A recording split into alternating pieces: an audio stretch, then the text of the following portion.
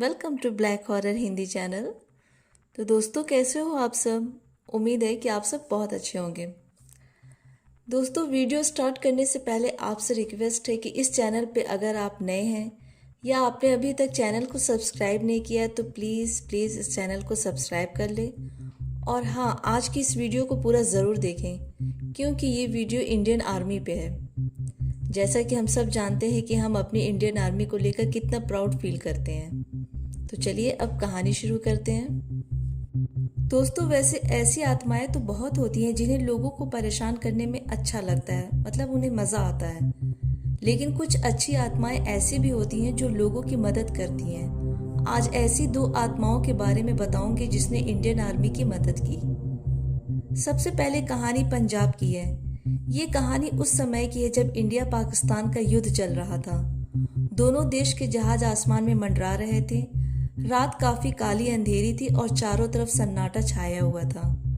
वहीं पंजाब के पटियाला शहर के रेलवे स्टेशन पर एक रेलगाड़ी खड़ी थी जिसमें भारतीय सेना के बहुत सारे जवान थे। सुबह में ये गाड़ी अपने स्थान से अपने मंजिल पे जाने के लिए चल चुकी थी। काफी दूरी तय करने के बाद रात के समय ट्रेन ड्राइवर को दूर से एक धुंधली सी परछाई दिखाई दी जो उसे अपने दोनों हाथों से रुकने का इशारा कर रही थी। ड्राइवर ने उसे अपना भ्रम समझकर नजरअंदाज कर दिया। कुछ सेकंड्स के बाद फिर वो परछाई दिखाई दी और वो अपने दोनों हाथ से ट्रेन रोकने का इशारा कर रही थी, मानो वो कह रही थी कि अभी मत जाओ, अभी खतरा है। इस बार ड्राइवर डर गया और उसने ट्रेन रोक दी। फिर ड्राइवर ने सेना के जवान से कहा कि आप लोग एक बार जाकर देख ले आगे क्या परेशानी है। सेना के जवान जब कुछ दूर चलकर आ गए तो उन्होंने देखा कि रेल की पटरी टूटी हुई है और आगे का रास्ता बहुत खराब है। ये देख कर के सभी डर गए। फिर वो ड्राइवर और सभी लोग मिलकर उस परछाई को ढूंढने लगे कि ये परछाई कौन थी और इतनी जल्दी कहाँ गायब हो गई। फिर वहां के आसपास के लोगों से मालूम हुआ कि कुछ साल पहले इसी गांव में एक फौजी रहा करते थे जो बहुत अच्छे थे और लोगों की मदद कर देते थे।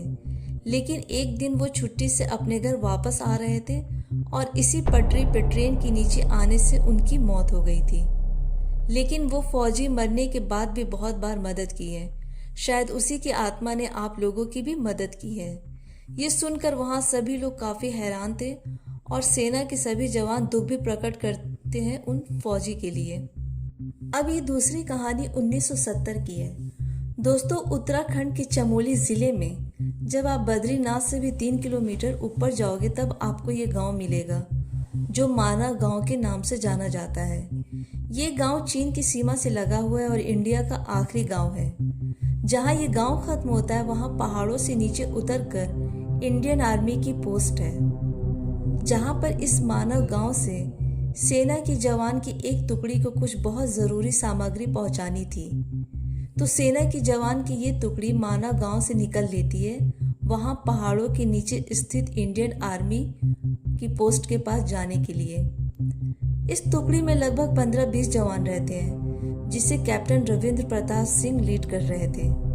और ये टुकड़ी पैदल ही निकल लेती है क्योंकि पहाड़ों पे गाड़ी नहीं जा सकती है। इस टुकड़ी को काफी लंबी दूरी तय करनी होती है, इसलिए दिन में एक जगह रुककर वहां खाना खाया, फिर थोड़ा आराम करने के बाद फिर से निकल पड़ते हैं सफर पे और मीलों चलते रहते हैं और चलते चलते सूरज डूब जाता है जिससे इनका रास्ता और कठिन हो जाता है। और जैसा कि दोस्तों आप जानते हो, पहाड़ों पे जैसे जैसे ऊंचाई पर आप जाओगे ऑक्सीजन की कमी होने लगती है और थकान भी बहुत ज़्यादा होने लगती है। और हमारे सेना के जवान को भी थकान होने लगती है, फिर भी वो अपना सफ़र जारी रखते हैं। जैसे जैसे रात होती है वैसे वैसे इनका सफ़र और ज़्यादा कठिन होने लगता है। इस टुकड़ी के कैप्टन वो थोड़ा परेशान हो जाते हैं कि रात भी काफ़ी हो गई है और हम लोग पहाड़ों के बहुत ऊपर हैं, यहाँ तो कुछ भी मिलना मुश्किल है और सेना के जवान भी बहुत थक रहे हैं। ऐसे में अगर पानी या खाने को कुछ भी मिल जाता तो हम लोगों का सफ़र थोड़ा आसान हो जाता। कैप्टन मन ही मन में भगवान से प्रार्थना कर रहे थे कि कोई मदद हो जाती तो बहुत अच्छा होता। फिर कुछ दूर चलने के बाद कैप्टन को दूर से एक जगह रोशनी दिखाई दी। वो सोचने लगे कि यहाँ रोशनी कहाँ से आ गई। फिर वो थोड़ा पास जाकर देखे तो वो एक दुकान थी और वहाँ एक बाबा बैठे थे। ये देखकर कैप्टन और उनके जवान खुश हो जाते हैं कि कुछ ना कुछ तो मिल ही जाएगा। फिर सभी उस दुकान की ओर बढ़ते हैं। फिर कैप्टन बाबा के पास जाकर बोलते हैं कि बाबा, क्या पानी मिल जाएगा हम लोगों को? तो वो बाबा बहुत खुश होते हैं और सेना के जवान को देखकर बहुत गर्मजोशी के साथ उन लोगों का स्वागत करते हैं और उन लोगों को पानी देते हैं और साथ में सभी लोगों को चाय और बिस्किट्स भी देते हैं। सभी लोग चाय बिस्किट्स खाकर बहुत खुश होते हैं और आराम करने के बाद कैप्टन के आदेश अनुसार फिर सेना की टुकड़ी अपने सफ़र पर निकलने के लिए उठ खड़ी होती है और बाबा का बहुत शुक्रिया अदा करते हैं और बोलते हैं कि 2 दिन के बाद हम लोग वापस आएंगे तो आपसे मिलकर फिर जरूर जाएंगे।